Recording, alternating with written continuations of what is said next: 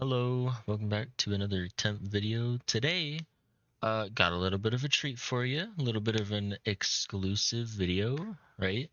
First in a Pug Swashbuckler Supreme. This was done in, you guys know Cozen's Discord, Transcending Apotheosis. He's, as far as I'm aware, as far as a lot of people are aware, the first, uh, team to do it on NA servers, probably EU as well. I don't think people do Pug Swash. This is a really big thing in the raiding community. So this happened about a month ago, and I happen to have a video of Manatee's perspective. We love Manatee in this household. She's fantastic. We love her. Okay, so we got 26 minutes of Arc DD and a Pug Swash. So let's see what we got. What can we tell off the bat, right? So we're in the water. Um, Cool. What else? Uh, Manatee's trash setup is looking to be Velati. That should never come off of an Arcanist. Azur and Solzin. Okay, so Azure Blight is like a big thing in trash these days. Like you can put Azure Blight on all of your DDs pretty much, as long as they're not in support sets. But yeah, pretty much just throw Azure Blight on, and you'll do big number. It's really big. And then Sulzan is, I talked about this in the crit damage video. Really good set, especially for bursty fights like trash. It's huge. So good setup. And then let's look at the bars here. It's probably a little small, probably maybe a little hard to see. I'll tell you what it is. We have quick cloak, right? You're gonna use that to go into trash pools, like just have it there. It's also gonna make you faster when you use it. So like you pop quick cloak, and then for like 3 seconds, you're gonna move faster with major expedition. So if you're going from pack to pack, that's something to keep active. Next on our list, we've got flail. That's gonna be your spammable. Obviously, you get that. Exhausting Fate Carver, that's how you're doing a lot of your damage. Trap, you never want to cast Trap in trash. Trap has like a duration of 20 seconds, and it takes like 2 seconds to proc, and it's entirely single target. So never press Trap in trash. That is a bar buffer, and a bar buffer alone. Dawnbreaker on the front bar, Languid on the back, or maybe Destro. I don't know. I haven't seen it yet. But back bar looking like Elemental Blockade, Proxy Debt. So Proxy Debt's pretty cool. I know a lot of people don't have that because they don't want to do Alliance War, and neither do I. That's why I don't have it. But Trash, the way Trash works, how quick it is, you don't really have time to focus on casting skills during the Trash. So instead, what you can focus on is casting skills before, right? So, like any sort of pre-buff that you can get going into a trash pack is going to do great things for you. So proxy debt being one of them.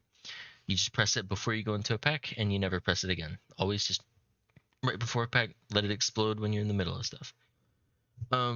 We've got Cruxweaver, and I know in certain trials, Cruxweaver probably maybe might not be good in trash, just because you're not taking damage. But in places like Dreadsail, for sure, and maybe like Rockgrove, for example, the DDs are gonna be taking damage in trash, and it's gonna be probably proccing your Cruxweaver. So it's always a really good thing to be building crooks in between ad pulls, or even if it's like a longer ad pull, being able to beam more. In trash, you're not worried about doing other things than just beaming, like getting the 3-stack beam and doing that as many times as possible, right? That's pretty much all you're worried about in trash. Then we've got scholarship. You never take that off. It's always on the back bar. And then here's an interesting thing. This is more, I want to say recent tech, recent-ish, like the last couple months. People have really caught on to how good this skill is. It's called like fleet-footed gate. I think that's the one that we use. Basically, it's just the Arcanist portal, but you're using it in trash to move uh longer distances quicker without running your stam down. So this would come in handy in places like, let's say, Rockgrove, where you're going to be going and rolling from pack to pack. from like the astral shield. So having a way to conserve your stamina to make sure that you're getting places with resources and stuff like that, great skill. Really just makes you quick, makes you, maneuverable. Love that. So just taking a look at this, the basic idea would be come into a trash bag with quick cloak, proxy debt, crux weaver, and scholarship already active. If you can get 3-stack crux already made, do that. But you're gonna go into the pack, lay down your wall, and then flail as many times as you need to until you can beam. And then after you're done beaming, the trash should be dead because you should have done a ton of damage. And then you're just spamming flail to build back up your crux at the end of the pack. And it also flails and execute as well, so it's not like you're losing too much damage out of it just doing that. And then the other thing too with the languid, you probably want to do like blockade, languid, and then just add it in somewhere before you beam. Get all of that important stuff out of the way. Like swear to God, it should just be like blockade, languid, flail, beam. That's it. Or just beam if you've already got 3-stack crux. Let's go ahead and watch this and see if walks right now. The guy's double discording. let's see if what I was saying is correct. Right, we'll skip a little bit through here. Okay, first pack. There she was using the fleet-footed gate, and there's the languid on the back bar, like I said. So as I just mentioned, she's coming into these packs with quick cloak, proxy debt, crux weaver, and scholarship already pre-buffed. She's gonna go in and press wall. She languided and then walled, and now she's going to flail as many times. Here's her crux tracker right in the middle of the screen where my mouse is. This is 1, 2, and then 3. When she gets to 3, she's going to beam. So flail, and then another flail, and then a beam. She's beaming backwards, actually, which is a very smart idea, because usually, depending on the group, the swashbuckler might go backwards. So look at how much damage she did. 239,000 DPS in just this little trash bag. That's more than half of you guys do like in your lifetime. So look, and I just explained it to you like as simple as possible. Like literally just do what she did, right? Go into these trash packs, have all your stuff pre-buffed like we already talked about. Languid, wall, flail, beam. It is as simple as that. Look at that. She fucking, almost top parsed the trash back there. And she didn't even press more than like fucking 4 buttons. It's so easy, right? Next one. Wall. Yep. And then flail. Beam. There you go. Another like 200k. That's great. She's not even doing anything except for like 4 buttons. That's exactly what I'm trying to tell you guys. When I yell about trash damage being low in trials, it's literally as simple as this. When I go into trials, I do the exact same thing. This is exactly what I do. She's doing it right. Just come in with everything pre-buffed, lay your wall. Here it is: wall, flail, beam. The trash is already dead by the time she's beaming because everybody else is doing the same thing. They're languiding trash packs too. Like, so easy. She didn't even get to press her buttons. This is how things should be, right? I want you guys to focus on that. If you're watching these to learn and improve in future runs, you're using these videos that I'm making for advice, please, I beg, try it out. Go into future runs, try to copy this setup as best as you can with maybe a couple changes depending on what the trial is, and just get in there. Wall, flail until you get 3-stack beam, and then you're done. Languid, throw languid in there. Who cares? You're going to be doing like 300k damage on a good trash bag. Easily. Trash is all about getting your skills out as fast as possible and doing as few skills as possible as well.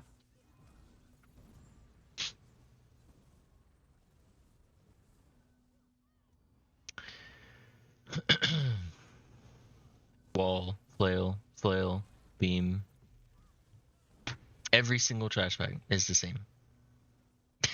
There's really nothing to it.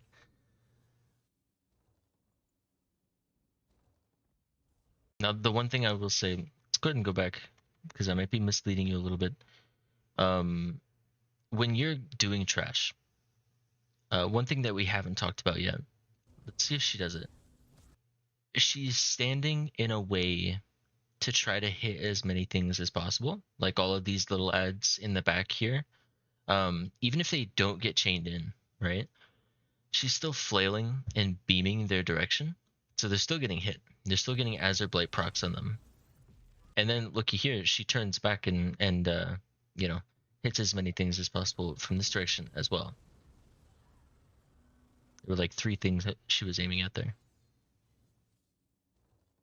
I'll show you in a couple more packs. I'm sure we'll see it later. Okay, Manatee's choosing to go the slow way around.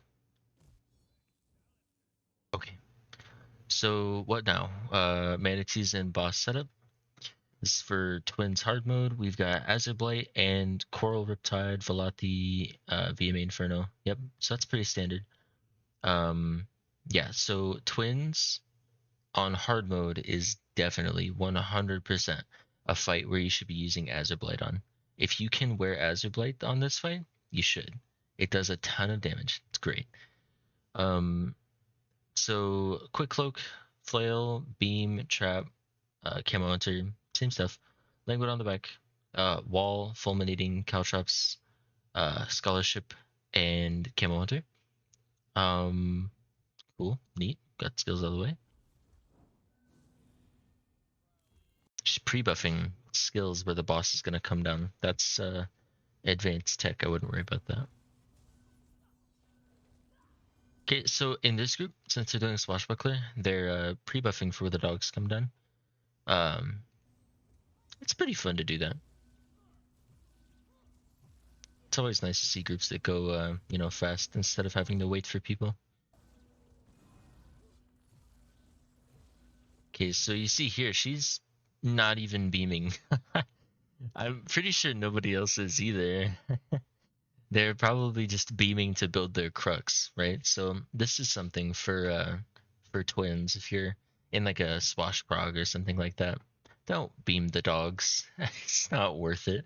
Don't cast dots on the dogs. Just like place wall and that's it. I wouldn't do anything else, honestly.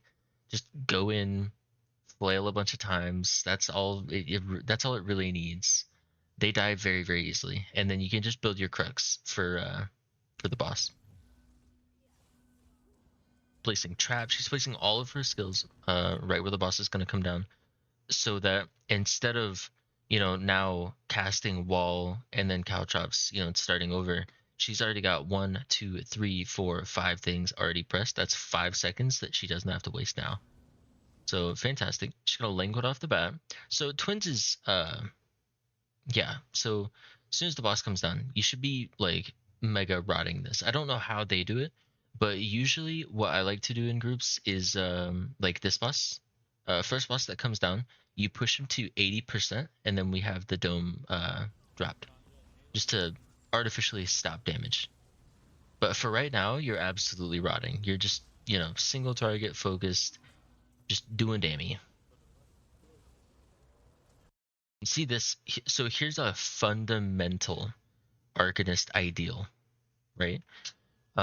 Instead of just staring at the door and aiming forward with your beam, you know, you can pivot around the boss and aim at whatever you want, right? Because as long as you're touching the boss, your beam is going like 360 degrees around you for like 1 or 2 meters. I can't remember. But like, as long as you're touching the boss and you aim anywhere else in the arena, you are going to be doing damage to both the thing that you're hugging and the thing that you're aiming at, right? So even right here, just to guarantee their beam's hitting, she's standing here aiming through the boss at the atro that's straight across, right? And now she's hitting probably like 3 things. Let's look at where she's positioned and look at how many things are up, right? So there's a dog here, boss, and then there's an Atro, and then an Atro on the far. Draw a line, like imagine an imaginary line going straight through the center of the screen right now, right? Like just up and down. That's where her beam's going to be aiming. Your beam is going to be able to hit behind you. It's going to hit that dog. It's going to hit the boss. It's going to hit that frost Atro. It's going to hit the iron Atro on the side, right? That's 4 things that you're attacking. You're doing damage to all 4 of those things. That's going to mean all Azurblight procs are proccing on 4 things instead of just one thing being the boss. Imagine if you're just like, one of these fellows over here standing in group just aiming at the door, right? Then what are you hitting? You're hitting 2 things. 2 things probably. Just the boss and the Atro, right? But Manatee's going out of her way to hit as many things as possible. That is huge. If you look at the damage numbers here, the only person above her is Mr. Kozen. She's doing 75k, or I lied. RJ's doing 76. She's doing 75. Kozen's doing 81. That's huge. Or well, I guess you should look. Damage numbers on twins are weird, but just look at it. Hit as many things as possible, especially if you're in sets like Azurblight. There's no reason not to, right? It's free. All you have to do is move your character around. It's not like you're changing your rotation or anything. You're just hitting more things. Flail, beam. Now, arguably, I will say, standing on this side of a twin, where Cleave would be aiming this way, that might be a little bit of a tricky situation thing. I would only do that if you trust your healers, but yeah, do that. Anywhere you go, make sure you're hitting as many things as possible. Promise, it's a good thing. Yeah, see, look, she just got fucking cleaved. But it's okay, she's fine, she'll live. Now look here, see that weapon? See how immediately... She's not the weapon killer, I know that for a fact.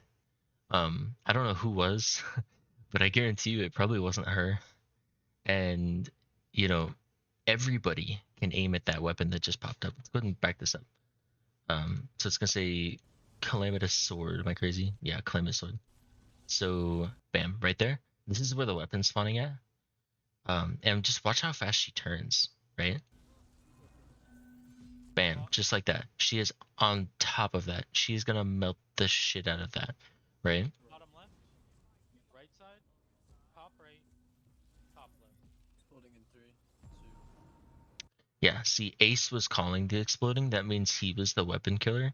But, Manatee's on top of that shit just as much as he is, right? So, if you're going into a swash core and shit like that, literally just like stand at the boss and aim towards the fucking weapon. Like it's just free damage. Those need to be taken down at the first half of the fight, like as fast as possible. Now here's another thing. Let's go ahead and take a peek at this. Before the weapon, she has the boss tab targeted. Okay, so pay close attention to the boss. I know there's a lot of things on the screen, but just, he's tab targeted, he's outlined. Okay, so first teleport position. Look, he's pointing to this back right corner. If you're looking at it like entrance to exit, it would be entrance left. Like he points to the positions. Look at him. Right side, Bam. top right, Bam. top left. You can tell where you need to go based on where he points to. Just count it out. You don't even need to listen to the call out from like Kozen's making these call outs in this group, but you don't even need that. Just pay attention to the boss and go where you need to go. Count it out yourself, right? Be aware. Exploding in 3, 2. I know a lot of people can't function if they don't have a interrupt call out on hard mode at least.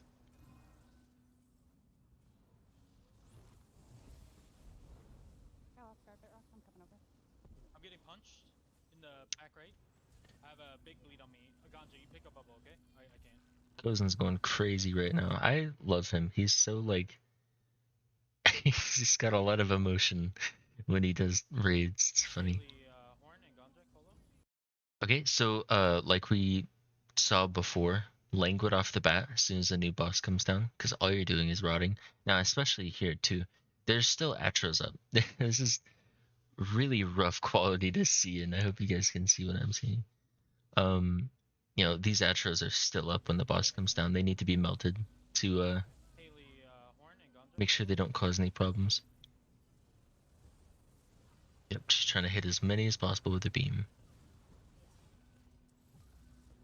Remember, get ready to put it away. Okay, they're gonna drop it at 80%.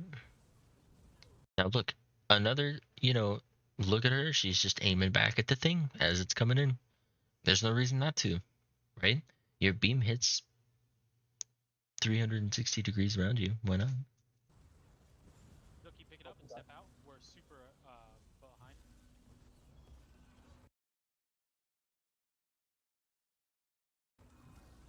Ready to walk in. Weapon top right. Varrock, medley. Walk in. Zuki.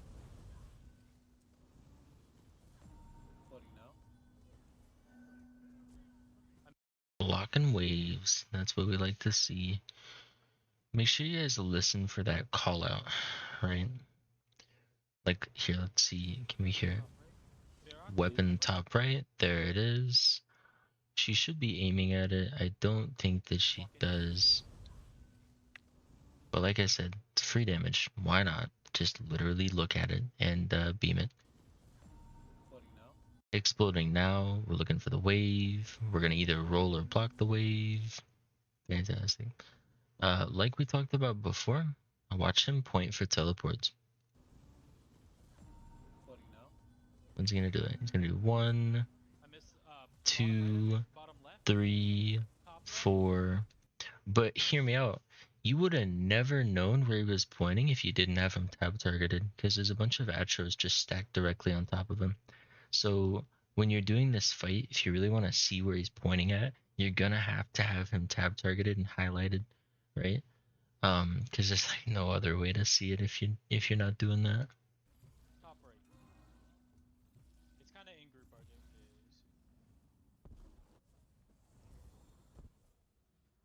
RJ. Okay. So I don't know what side she's on. I guess we'll figure that out soon. Haley, before you have to go. Looks like she's on Atro side. Okay, so the way that most groups will do this, or at least from what I've seen, is they'll have one side with a majority of the DDs on it. And we call that Atro side, the side that has the Atros left. And the reason that we do that is like we'll have 6 DDs on this side and then 2 DDs over on the other side to I guess you're simplifying things a little bit, right? So instead of having 2 Zen Koshes and 2 EC Crows and, you know, having to double up the debuffs and stuff, you know, you're putting a majority of your DDs on one side, so that you only need 1 Zen Kosh and 1 EC Crow to cover everything for the boss. And then when the boss that the majority group is attacking gets down to 20%, then the groups will swap, right? And then they'll finish off the other guy. So hopefully we'll see that in this video.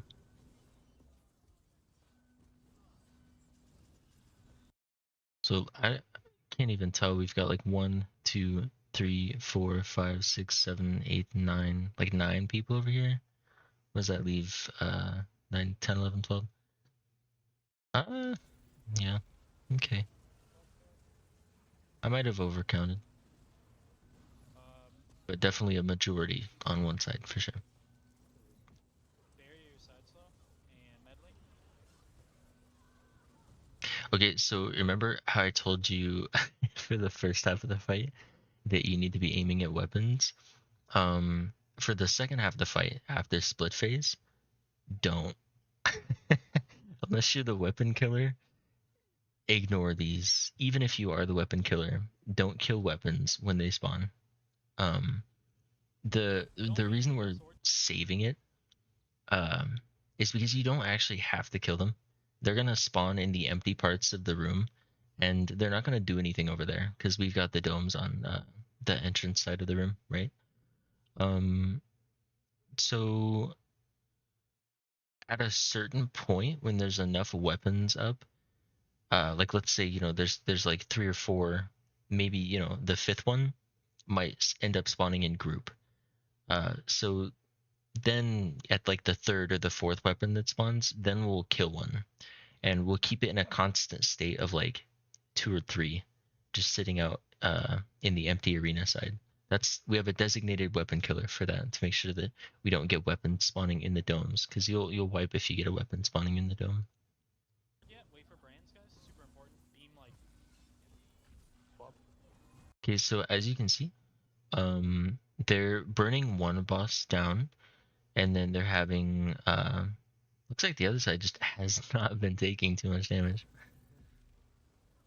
Any damage at all, really. I wonder if they put all of the DDs on one side. It looks like it took a percent. But yeah, so basically they're gonna get one boss down to about 20. And then they'll swap. We have to switch up for the brands. We're super ahead. So. Do these right, and then we're team switching. Hopefully she gets brand. I want to talk about the mechanic here soon. We're team switching. Get ready for a prison. He said team switching. I don't know if you guys heard that. It's probably really quiet. I'm not gonna turn it up because I'm not really focused on the callouts, but that's what I heard. He said team switching. Strong side. You should be on the left. Yep, so everybody's swapping. This was about like 25%, actually. They were swapping like after brands. That's always a good time. There's no rush to pick up or get rid of bubbles. No rush. Someone take the lock. They are Cola. Okay, so now we got the whole group over on this other side. Medley. He enraged that boss, by the way. What a goober. Look at this. This is interesting. See how she's hitting both? Like, just for fun. Her damage is reduced on the other guy, but I just think that's funny. She's applying that same concept of hit as many things as possible in this, where she just, you know, she's... okay, so these orange damage numbers, I know this is probably like really, really, really ugly and hard to see, but these orange damage numbers indicate damage over time. Your beam is going to be damage over time, right? So if you see a bunch of big numbers popping up, that's how you know your beam is hitting something, right? So it's definitely hitting over here. And look, she's not even aiming at him. She's just close enough to him. His hitbox is large enough where her beam is hitting him and the other guy that she's aiming at the same time. That's fucking crazy. It's huge. That's... I'm telling you guys, it's just free damage. It just adds onto your price the more things you hit. And you're not dropping any damage on the boss. As long as you're hugging the thing that you're beaming, easy. Okay, so now it looks like we've got both bosses to 21 and 22. Roughly around this point, there's not a lot of time left in the fight. You're only going to be doing a couple more mechanics, so your weapon killer probably kill one more weapon at this 20% mark on the bosses. And then after that, you probably don't have to kill anymore. You should be fast enough to just kill the bosses. This guy's getting nuked really hard. Wow. They're animating. Haley, when you can. Damn, she's just really never gonna get brand. That's crazy. Okay, so they are killing one boss, and then they're gonna go kill the other boss that has like 10% left on it. As soon as this guy dies, right? As soon as this boss dies, the person with the dome needs to drop it. So that would be Kozen. He needs to drop the dome. Yep. And then all of your team goes to one side. And look, they're ignoring these weapons. They're just letting them sit out there because there's no need to kill it at the end of the fight, right? You're just going to complicate things and add more mechanics where you don't need to deal with that. Oh, 13%. My bad. Yep, we're just nuking. We're not doing anything else but killing boss at this point. Easy. Wasn't that bad. Was not that bad. Kinda sucks though, she didn't get fucking brand the entire time. She didn't get any funny mechanics. She got to just sit there and parse. But I mean, hey, it'd be like that. Some pulls are crazy. Really easy. Okay, let's go ahead and skip through trash. We're back to trash. Cool. What do we got? 3, 2, 1. I was talking about you. Wall, Ganja and medley. flail, flail, beam. Same shit. Yo, spaz. Okay. You want Same shit I tried to tell you before. Now, hear me out. Let's take a peeky poo here. So this is a kill cutter, Ganja and medley. or I believe it is. Yes. Okay. So kill cutters and trash. If you're going for a swash, you want to play this safe, right? Whoever gets the spray on them should probably get out of group a little bit, right? Don't be in the middle of group. Get out, and then keep that cone still, and just hold block. This person instead decided to go every which way, and they didn't block, probably, I don't know. And they stood in the middle of group, and they gave everybody the fire. So, sure, the fire's not that bad to deal with, but in conjunction with other mechanics during trash, this can cause a group real problems and maybe even cause a death, especially if you're doing like swash, right? So, whenever you encounter a kill cutter and you get the fire cone, take it out just a little bit out of group so that you're not touching anybody, and just sit there and block. Do whatever you got to do, but just don't spread it to the rest of the group. Right. Spaz. Okay. So now they have to sit here and heal each other out, because if they go through the door, there's no heals through the door, and they'll just die. Bro, that looks like a fucking raw chicken in your brain. No wrinkles.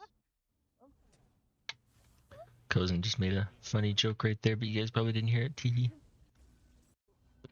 What we got? Flail. Beam.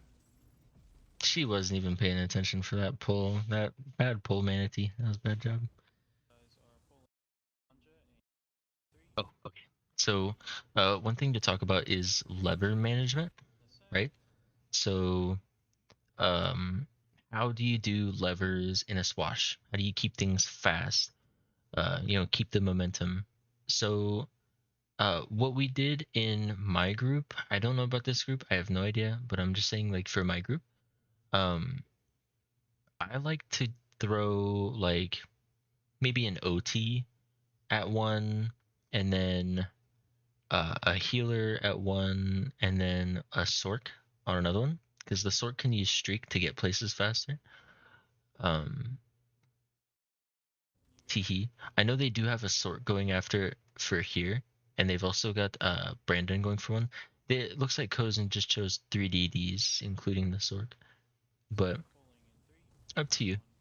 I guess it depends on the pull. This can be ganja and Haley.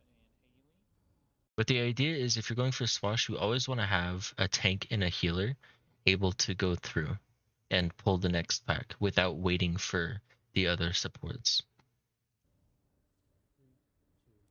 Because if you have like 2 tanks and a healer doing levers, then who's gonna pull this pack, right? Swash is actually, for most groups doing swash, you're gonna get like around like 27 minutes, and the speed run's 30. So you're a little pressed for time. You can't afford to just stand around looking at things. You have to really get going and move, for sure. Yeah, I wasn't paying attention. Did she do the thing that I have been telling you guys the entire time? The wall, flail, and beam? There's the wall, there's the flail, and there's the beam. It's crazy, guys. We should make that a fucking license plate, or like a sticker you put on the back of your car window. Call it wall, flail, beam. It's as easy as that, I promise. We are pulling in 3. It's not too complicated. Open. We are waiting. This will be bit rock and slow berry before we go up for bonk prevention, and then medley I'll call your pillars. Yes, can we go, please? Okay. Okay, so the way we do this pack in Swash is, instead of like dragging everything under the tent, I've seen a lot of like pug VDSRs in Craglorn. They'll drag shit under the tent, they'll go crazy. You want to do it like the best way, kill things as fast as possible, right? Your tank should immediately go up here and taunt everything. There's like 3 ads, stack them at the bottom of the stairs. right? And then everybody's just gonna like nuke them at the bottom of the stairs, and they die really, really, really fast. And it's done quick enough to where you don't have to worry about your lightning stacks because everything just kind of dies, right? If it takes more than like 10, 15 seconds, your group probably just fucked it up. You didn't do enough damage. Here's another thing. I don't know if they're gonna do it. They should. In Swash, the person who's doing like the back like jumpy lever, or maybe even the person on the bridge that wasn't close to the door, they just get pulled into this boss fight to save time, so we can just get the pull going. Yep. We're waiting. And Haley, yeah, perfect. This will be your barrier. When we get in, I'll count it down. And Barock, on you. They decided to talk a little bit. Alright, let's get back with him. You're Turn, turn. Pulling in 3, 2, 1. Alright, Barock, and Okay, so for Sail Ripper, good thing to do here is definitely save your ult in trash, to where you will have a languid here. Pop it off the bat, lay all of your dots, come in pre-buffed with everything, and then don't re-up them again, right? Because Sail Ripper's gonna port really, really, really fast within the first, like, I want to say 15 seconds. It's gonna port, so only lay your dots one time, and then after they're laid, you just flail, full beam. Flail, flail, beam. Everything else is up. Yep. Okay, so at 10 seconds, this was 10 seconds into the fight, Sail Ripper moved. So yeah, definitely lay all your stuff and then don't recast it again. Your Scalding Rune and your Trap stick onto her. So the only things that you have to lay going back over here would be like wall, and that's probably it. group left. She does wall, flail, beam. Yep. Is dangerous. It's not safe. Where the boss. Easy, easy. So, corner barrier. I wouldn't re-up any dots. She's gonna move again. It wouldn't be worth it to do it. She's deciding to re-up a couple dots, but not Scalding Rune and not Trap. They take too long. Okay, group on the right. Another cringe spot. Good thing we're not using the nether anymore. Okay, huge. I'll grab the wheel. Yeah, Careful. don't re-up stuff if the boss is like Fuck up and pull. Say something. either gonna move or, you know, gonna die. Let's just go back and watch it again. I'll explain more what I mean. 1. Like if she goes in here, she plays Scalding Rune and she's gonna end up placing Trap. One now. And remember, the boss leaves at 10 seconds in. So, you know, let's imagine that our trap was gonna fall off here, or like our wall was gonna fall off. If you re-up your wall here, that's just a wasted JCD, right? Because she's just gonna move out of it. Like if you know, oh man, my wall's at 5 seconds, I better replace it. You know, that would be a really dumb thing to do because she's just gonna walk out of it. That was a wasted 1 second that you could have been spending doing flail or even beaming. Careful. This spot is dangerous. So even like right here, we'll see like, okay, Manatee's trap run out, or is going to run out. Same thing with Scalding Rune, right? But she's not gonna replace it because the boss is gonna die in like fucking 15 seconds.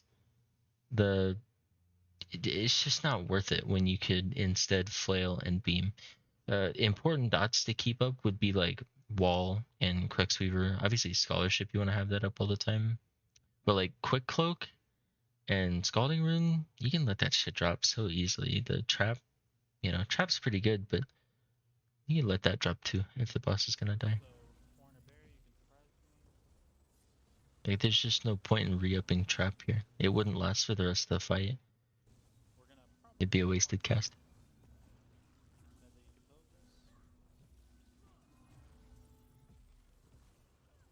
Okay, group on the right. Okay, we already watched this, so let's keep going.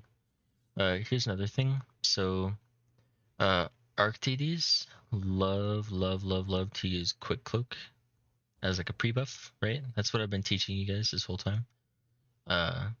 Be careful going down into these trash bags here. because if you have your quick cloak still active, you're gonna proc Mr. Pennystone, you might proc another ad, and all of these enemies, they don't give you score, and they take forever to kill. So it's a complete waste of time. You don't need to do these for Swashbuckler. So, when you're going down, don't have your quick cloak active. You'll just create problems. Let's go and skip here. So this is something, Manatee fucking goes around the long way here. Don't do that. Don't go around the fucking long way. This is weird. That's, don't do that. Instead, what you should do is right here, turn this corner, go right, go up the glow plants, go up there. It's a quicker way to get to the next ad pack rather than fucking taking the sidewalk and going all the way around. Just take the back alley. 3, 2, 1. Okay, there's the wall, there's the flail, and there's the beam. Crazy how she does the same thing every time.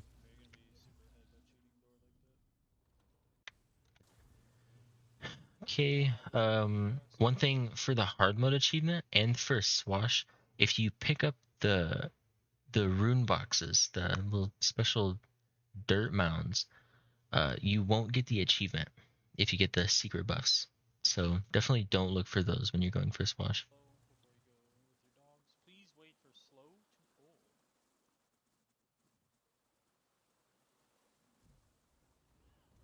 Three, two, one. Here's the wall, the flail, the beam. Same shit. You know what? Honestly, I don't think you guys need to see this. You probably just want to look at the boss fights. I've already explained trash to you like 1,000 times. I'm sorry. Like right now? Yeah. Okay, so Bowbreaker is pretty cool. He's gonna port within the first like 5 seconds or less, so it's not actually worth it to cast any dots on him, like wall and cow chops. It's just not worth it. So if you're going into Bowbreaker, literally just use your spammable. Don't do anything else. It's not worth it to do anything else. Pulling in 3, 2, 1. Wow, Manatee, how could you? How could you? She did what I told her not to do. It's just kind of not worth it. Because look, he's already porting. It's been, how long was that? 3 seconds? How much damage did you really get out of that, Manatee? Yeah, don't do that. One of the big tech things that we've been working on, or at least I've been working on, I'm sure other people do it. Over here, the Bowbreaker is always gonna shoot in this line over to here, right? It's the left side.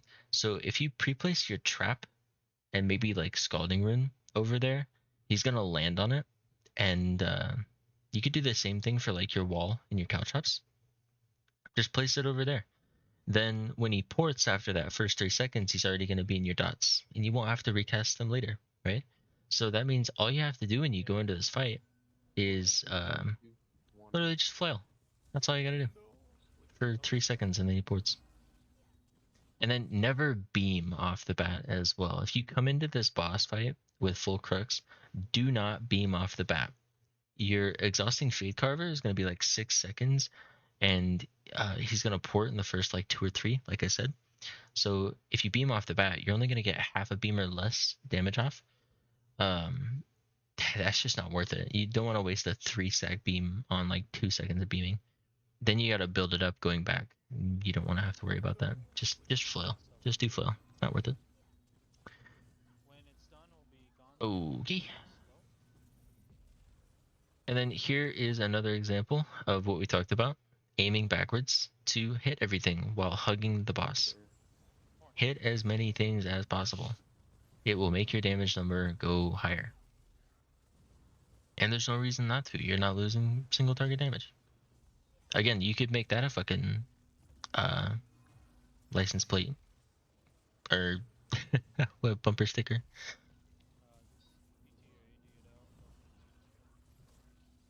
Flail, beam. Aiming backwards at all the stuff in the back. Because why not, right? Why not? Like I said, we're gonna finish Reef if we have a death, and I will not lose faith if someone synergizes. But Okay, hopefully that is so next up, I'll switch it to you if you make it faster. here is Manatee's Reef setup. Let's see if she swaps bars. Okay, so Manatee's on Elisus. That's a big thing for Reef Hearts these days. When you're sending down people for Reef teams, you want to have colorless pool on an Arc DD, and then you want to have elemental susceptibility on another DD. Doesn't have to be an Arc. Colorless has to obviously be an Arc DD, but that's where, you know, like let's say you're sending a Sorkin portal, they can do Elisus and pair them up with an Arc. The Arc can do colorless. But you want to have both of those buffs because it just makes the Reef Heart melt so good. Makes it fast. The faster they get done with their Reef Heart, the faster they get upstairs to do more damage, and everybody else does more damage because of that. Another thing too, looks like Manatee and RJ are the only DDs that are left upstairs at this moment.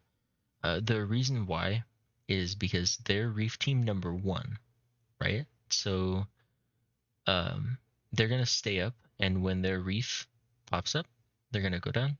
So they can't be down in the Reef. Everybody else though, they can go down. Even like your EC Crow, your Zenkosh, they can go downstairs and pre-buff for this Reef Heart and nuke it as fast as possible. And I'll show you why. Hopefully they pull it fast. Please, I beg. Okay. So this guy, within the first 10 seconds of the fight, not even, like the first fucking 5 seconds, he's just gonna go channel. And everybody's already prepped at that first Reef Heart. So they're just taking it down really, really fast. So that would be theoretically Reef Heart number 0 is what we call it, because it's like the prequel to all of the normal Reef Hearts. So the next one would be Team 1. That one is 0. I know it says Reef 1, but it's because it's literally the first reef that you're doing, but we call it Reef 0. When we get there on a countdown, we'll be back in 3, 2, 1. Okay, see this? This is a mage, and this is the Reef Guardian. She's hugging the mage, aiming at the Reef Guardian. Crazy. We've talked about this before. See if you can guess what it is. I'll give you a hint. It's called hitting as many things as possible. She's not doing it right now. She's doing a terrible job of doing it right now, but she was for a second. All she needs to do to get more damage is scoot over right here. That's all she's got to do, and then she can hit as many things as possible.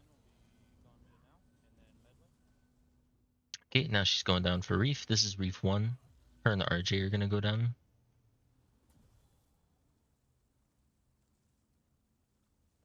Okay, so as an Arcanist, going down into Reef is actually really, really easy since you have Flail. You don't even need like Pragmatic or anything. You just go down here with Exhausting, and the Flail is enough to keep you alive. First thing that you should do is put your debuff on it. So like Elisus, really important. Your colorless pool, whatever you're doing, put that on it, and then start your normal rotation, right? Like wall, trap, place all your dots, and then just flail and beam. You should only have to cast your dots one time. Moving in 3, 2, 1. It's all good. Careful on your team. So the Reef Hearts will spawn cones on you. If you stand next to a cone, you shouldn't get double cones. Like Manatee is safe where she's standing. You see where RJ just got coned at? This little in between like cone is safe. If he stands there, he's not gonna get a cone there. So get coned on, scoot over, stay there. That's what Manatee did. She got coned on and she scooted over. Definitely would roll that. I would not eat that. You'll die. But yeah, no, she's not taking any damage. And if she is, she just flails and heals out of it. And then it's just repeat. On repeat. Most DDs these days are in Azurblight Coral. for Reef. So one thing I'm sure you might not have thought about is you can make Azurblight proc on both the Crab and the Reef, right? They're close enough to have Azure proc between the two. So definitely, I would say place your dots like Wall and Blockade, and have your Quick Cloak in a way to where both of them are getting hit by your dots, and Beam as well. That way, Azurblight's proccing on both, making both go down faster. Don't just single target the Reef. Deadly pillage. Do both. So Manatee wants to get coned, and then as soon as the cone spawns, she's just gonna scoot out of it, and then she's just not gonna move.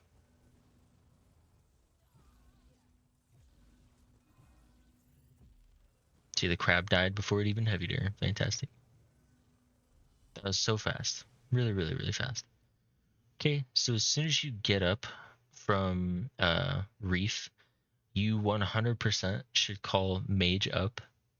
That way your off-tank knows to grab the Mage, or a healer, I don't know. Groups do it differently. The way I do it is I have my OT grab the Mages. Yeah, just call Mage up, or, Reef done. That way your OT knows to look out. And don't worry about the Reef that's standing there. He doesn't have any debuffs on him. You're in the middle of nowhere.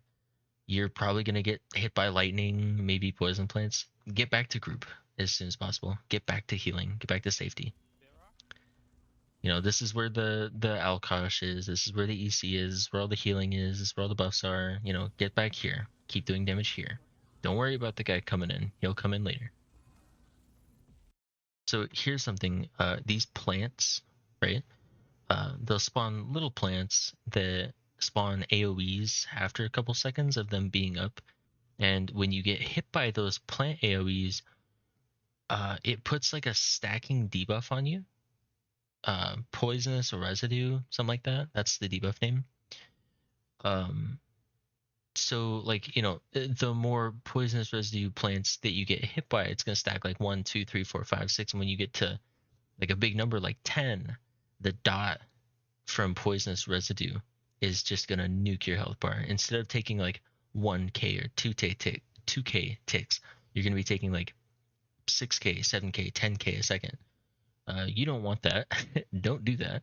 So avoid plants at all costs, while also maintaining damage on everything. I know that can be a little difficult. You can roll the plants like when they're exploding. Like watch this plant to the right.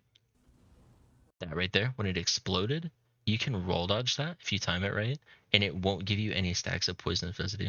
So watch out for that. Or just see the plant pop up. Like let's like one right behind Manatee. Does she step out of it? She tries to, but she fails. That's okay, right? And also, let's take a peek at this volatile residue. Let's take a peek at how long it lasts. It lasts for 10 seconds. So actually, it looks like she probably got out of that one. Yeah, 10 seconds. So if you don't touch poison for 10 seconds, if you don't let those plants attack you, then you'll reset back to 0, right? So make sure that you do not have too many poisonous or volatile residues. Sorry, I said poisonous before. Don't have too many of those stacks. And then the building static, the lightning, that's usually only for your tanks. That's usually not for DDs. We like to play in the poison plants. It's just a lot easier to group things up. The tanks play in the lightning, you play in the poison as a DD. So look at where she's standing, right? Instead of just standing, on crown or whatever in group with the healers, she's standing wherever she needs to be to hit as many things as possible, right? To be fair, they're stacked really tight and their hitboxes are large, so it's easy to hit all 3. But, keep that in mind. Everywhere you go, hit as many things as possible.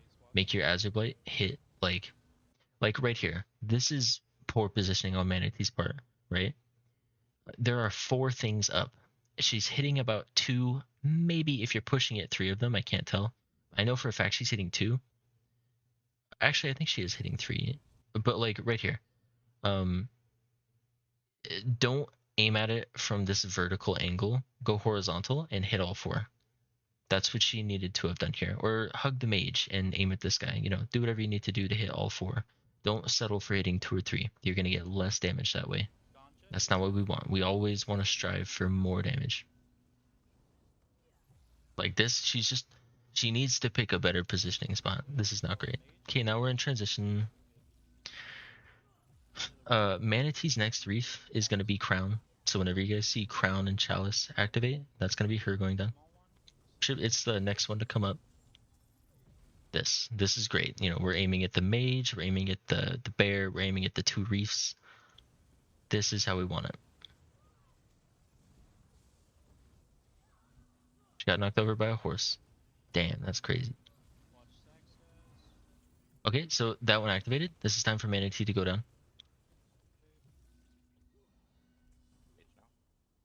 When it comes in, will be you, Ganja. Haley, go ASAP.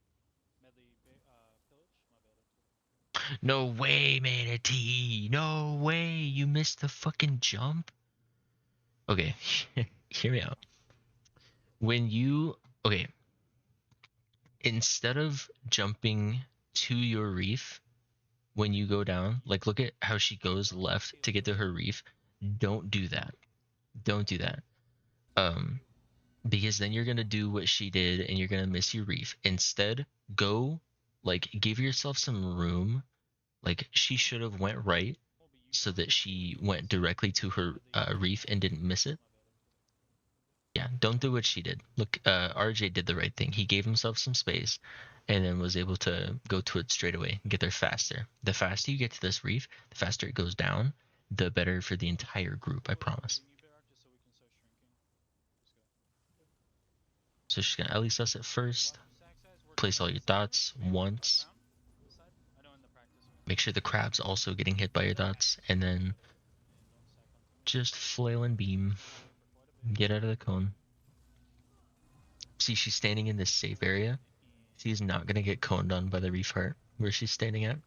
It just won't do anything to her. See, look, they almost failed this reef because she, 1, went down late, 2, missed her fucking reef thing. You know, got there even later than she should have. See, look, she's avoiding poison. You don't want to get hit by poison. The only reason to proc poison is to help proc Crux Weaver. That's it. Like, just, you know, don't take unnecessary damage that you don't need to take. So, like I said before, you've already seen the trash. Like, I don't need to tell you guys. It's as simple as wall, pre-buff with everything, you know, wall, flail, beam. Simple as that. I promise. I absolutely promise you. Okay, so we're at Teflaria. Get to the door. We already dropped. Careful, pre-buffing. Are you good, Sure, still? I'm good. Yeah, I'm good. Okay. I was looking at the attack animation. Okay, pre-buff away, guys. Okay, so this is one thing that you can do with groups that pull fast enough is I know a lot of groups, people just like to jump down and go straight there, but if you wait at the top for a couple seconds, wait for everybody to get ready, and then go down all at once, look at this boss timer that she's got. So let's look at this boss timer. As soon as Bitrock jumps down, it's going to be like 25, 23 seconds-ish to just pre-buff anything you got. Your trap, your scalding rune, your quick cloak, your scholarship, your wall, anything. Pre-buff it. Saves you from having to cast those during the fight. That way you can just start the fight by doing languid, flailing and beaming. Bayrock and Haley. Alright, let's focus up. Okay, so we got a behemoth to the right. Behemoths love to spawn wherever the main tank is. So in your core, or whatever you're doing, going for spots, whatever, when you see sea behemoth, you know, look towards where the main tank is. Look right there. When you're beaming, always just aim in between Teleria and the behemoth, and you'll be hitting both. Look here. I don't know if you can tell. It's probably hard to see. I know we talked about this. But look for the orange damage numbers, right? if you see a lot of them all at once, that's probably her beaming it. So like right there, she's beaming it, and then she scoots away from it, and it stops going because she's not hitting it right now. Yeah, T. Another thing about Teleria, her hitbox, look at how big she is. She's fucking huge. She is massive. This is actually something pointed out to me by Manatee herself. This is why she sent me the video in the first place, I think. Or at least she showed me the video. Yeah, I didn't believe her. Her hitbox is so huge, you can stand like, halfway through this donut and probably still hit her with your beam and like aim away. We'll get to see more examples of that here in a sec. Everything's normal here. She likes to move her fucking camera a lot. Okay, we're going through the main tank following Winter Storm. We got an early matron again, if there's one near you. Okay, so here is what we're talking about. When the matrons spawn, the old strat for DDs was to dot up the matrons with things like, structure HP, or whatever. I can't even remember at this point, like Venom Claw engulfing. We don't do that anymore because we just stack Arcanists, and Arcanist dots aren't very good. They're not powerful enough to really take out matrons. So one thing that we figured out, I'm pretty sure this tech came from CP Charles, whatever group he was doing Swash with at the time. You just hug Teleria and aim at whatever matrons you're running by. So like she's gonna flail one more time and then beam. Look, see, she's not even like up against Teleria. She's just close enough, and her beam is still gonna be doing damage to Teleria while aiming at the matron. Guarantee you, she did not lose any damage on Teleria from doing that. Same thing. She just aims at the thing, stands next to Teleria, keeps up her damage. It's great. She's gonna do the same thing here. Another matron. She missed a matron. She just completely missed one. What an L. It's fine.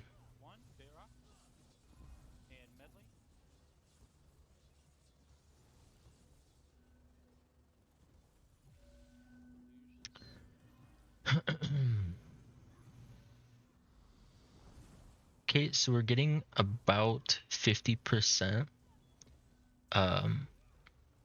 So in Swash cores, what we're looking for is called a matron skip past 50%. The idea is you want to get to 35 as fast as possible before the set of matron spawns, and hopefully we'll get to see a matron skip here in a sec.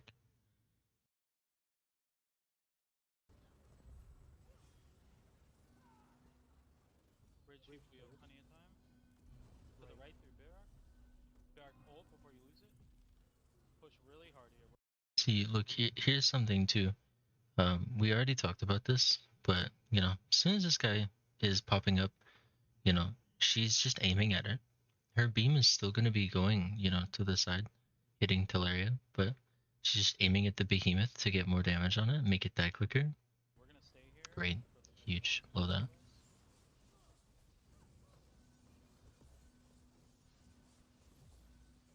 So we're getting close to that 35% mark.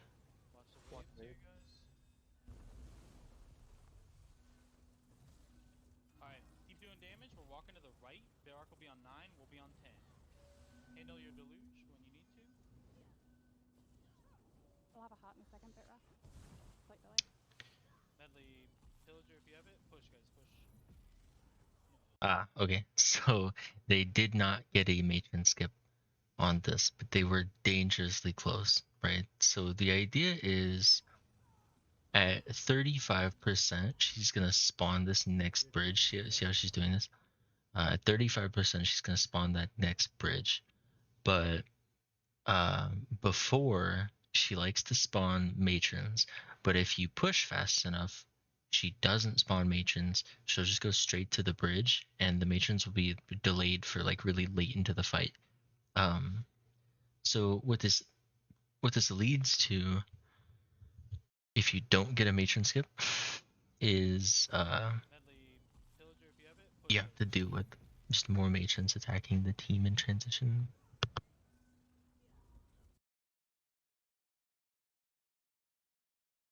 But I also think it's more than that. Like, more matrons is just a bad thing. Like, it's not just dealing with them in transition. That's easy.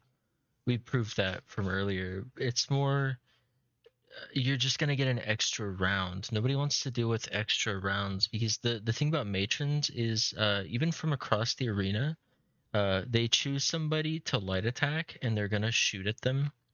And the light attacks do a shitload of damage, right? So if it picks a healer, if like 2 or 3 matrons that are across the way pick a healer to just nuke, that's just, they're gonna get away with it. I mean, what else are you gonna do about it? You know what I mean? Like, the whole team's busy on one side. So what you want to do is just, get a matron skip, get that damage, and just don't even have to deal with those, right? Because yeah, having to deal with those matrons is just so shitty. It's awful.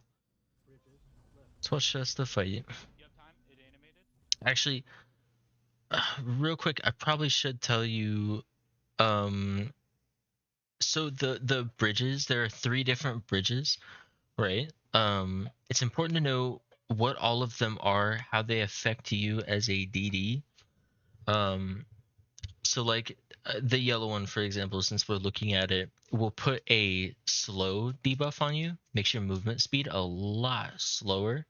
So this isn't really a problem. Like, just being slow by itself isn't really a problem. It's in conjunction with other mechanics. That's where this becomes a problem, right? So let's say you have Deluge, and you have this debuff. Let's go ahead and see. They'll get Deluge soon, I'm not sure, but you're gonna sit here and you're gonna be slow as shit, and you're gonna try to take your Deluge out, and it's gonna take forever. Guys, we'll move to the left. Remember, you're snared for future delusions. Let's hope they get it soon. Watch the wave on slow. It's gotta be like right now. Left, mage is dead. Double wave, roll again now. We're on number 2, guys. Number 2. Okay, so here's Deluge. So they're currently they have speed debuff. They're slowed, right? So like, whatever normal time you take to get there earlier. Get to the edge of the water earlier with the slow debuff. Careful. That's the thing about slow, is you just need to get there and get in the water quicker than you normally would. Or not quicker, just get to the edge quicker, and then make sure that you get in, because it's definitely interesting, like, the difference between being slowed and not being slowed and trying to get to the edge of the water. Like, it is a huge debuff. One of the other things, this green bubble, the green bridge, when that pops up, your ultimate is going to get drained, right? So green guy's up, and you're kind of just never gonna see Manatee get enough ulti. You're just gonna keep seeing it. Look, it's going up and down, up, down, up, down, up, down, up, down. It's never gonna reach language, because the fucker's just gonna keep stealing your stuff. So, before Green Bridge pops up, it's definitely a good idea to use your ultimate, get it out before you lose it. Because what can happen is you'll have a languid before Green Bridge pops up, right? Let's say you're getting ready to get a languid. And then as soon as Green Bridge pops up, he's going to start stealing it away from you. He's going to start siphoning your ultimate. And then you're going to be out of a languid. So as soon as you can use your ultis, use them, right? Before the green guy starts sucking it from you. That's the big takeaway for him. Anything else, it doesn't really matter. It's just pretty much the ultimate taking away that really hurts for him. The last one is healing debuff, right? So the purple bridge, it just reduces healing as far as I'm aware. So definitely a good idea to keep your cloak up make sure you're in buy stat so you got plenty of health, and then you know, just don't be out of stack. Don't go anywhere crazy. Don't do anything stupid. Just be in stack where all of the heals are and play safe. That's what you need to do for Purple Dome. Nothing crazy. So having talked about all of those, you know, let's watch the rest of the fight.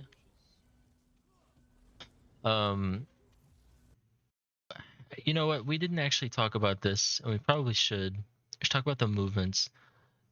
Let's go back to pre-50, because I definitely didn't talk about this. So here we are. We're doing Winter Storm. Slam from Mini. Make sure these die, guys. We're gonna be going, you know, all the way around. We're planning on number 1. Get there in 3, 2, 1. Bayrock. Okay, so this is where we're stopping after the first Winter Storm, right? So about like, you know, maybe 65 to 60% of the fight, you know, this is where you're gonna be stopping at.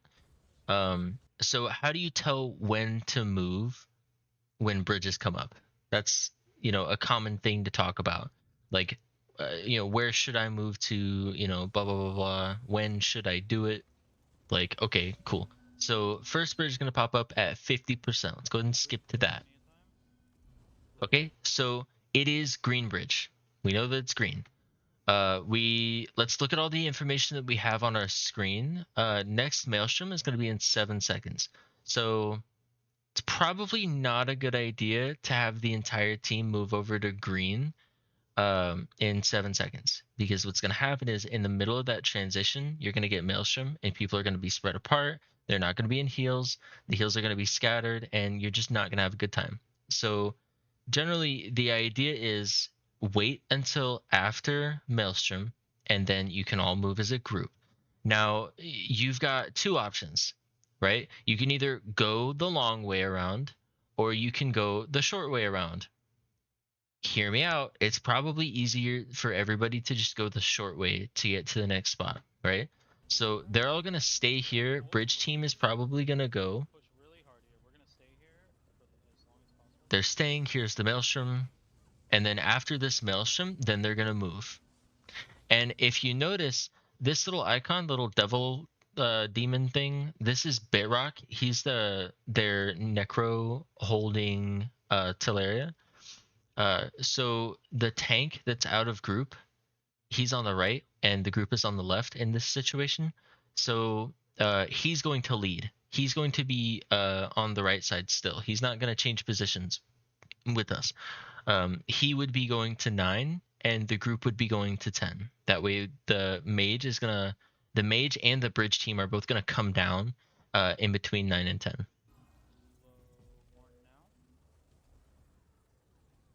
So they should go ahead and like start moving now. They should start inching over. Alright, keep doing damage. We're walking to the right. Bayrock will be on 9. We'll be on 10.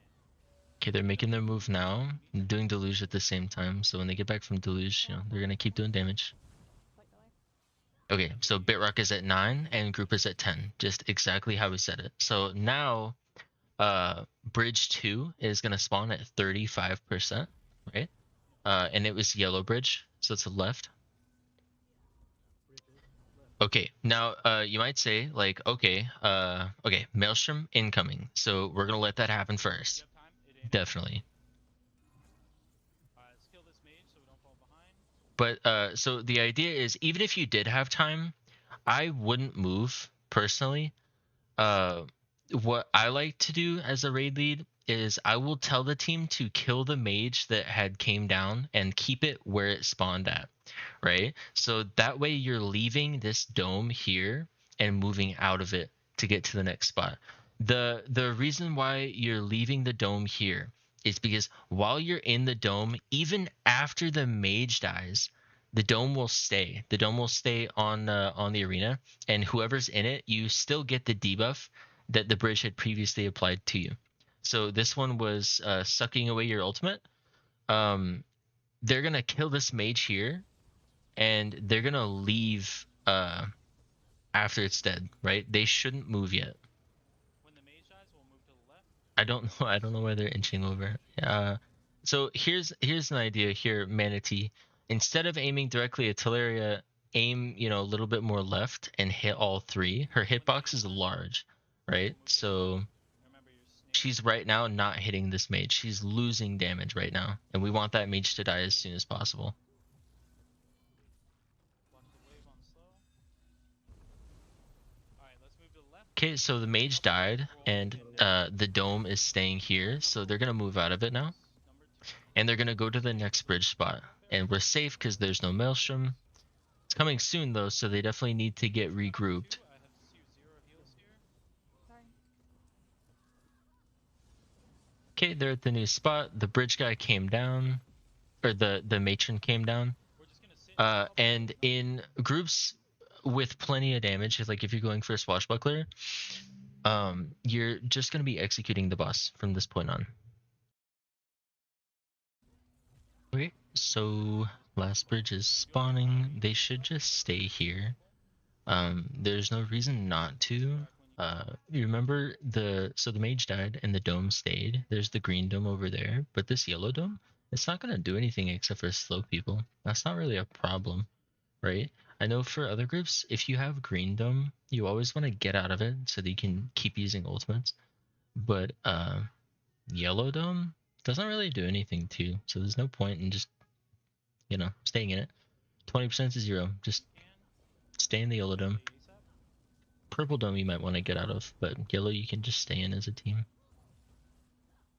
You're literally just killing the boss from this point on. You're not doing anything else. You're not killing matrons. You're just killing the boss.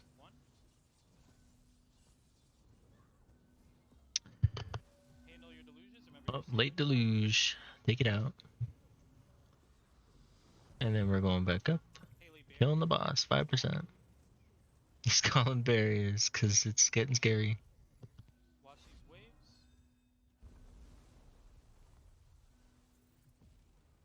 Let's go, baby. Alright, so there was your pug swash. We went through a lot. There's probably still a lot of things that I missed, but I just went through things that popped into my head. Of course, you guys should know this already. All of these videos that I'm doing, they're unscripted. I don't write anything down. I just watch the video and tell you what I think about it. So, you know, thanks to Manatee for giving me this unlisted video, and thank you guys for watching. Hope you learned something. If you did, you know, tell me about it.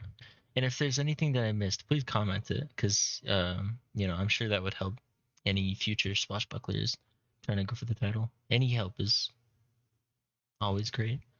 Okay, thank you.